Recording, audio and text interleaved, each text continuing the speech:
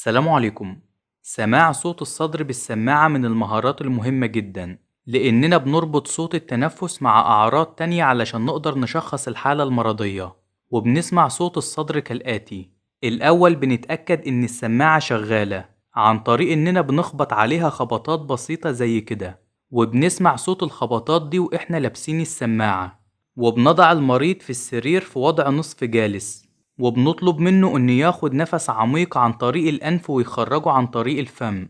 وبنضع السماعة على الصدر في 4 أماكن مختلفة، وبنسمع صوت الصدر ونحدد المشكلة.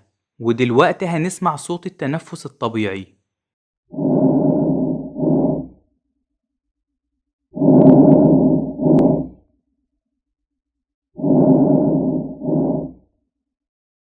والصوت اللي هنسمعه ده اسمه أزيز، وده بيعاني منه مرضى الربو.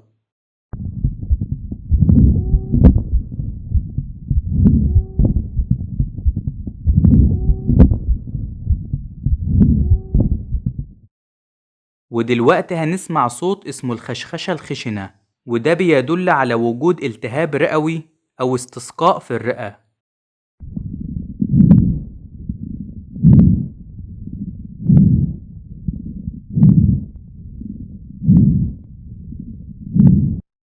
والصوت اللي هنسمعه دلوقتي اسمه الخشخشة الرقيقة، وده مشهور في حالة التليف الرئوي.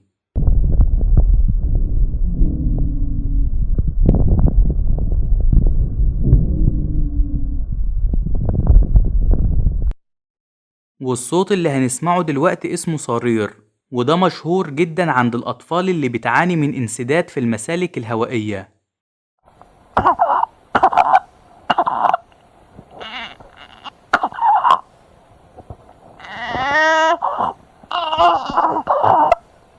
والصوت اللي هنسمعه دلوقتي اسمه وزيز، وده بيكون موجود عند المرضى اللي بتعاني من أورام أو تليف في الرئة.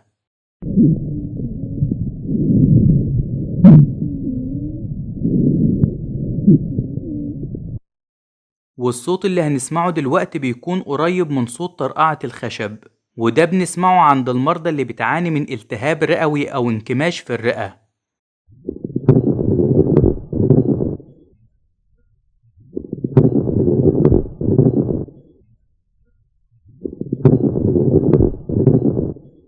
وآخر صوت معانا بنسميه صوت الصفير، وده بينتج بسبب وجود إفرازات في الرئة زي في حالة البرد أو العدوى.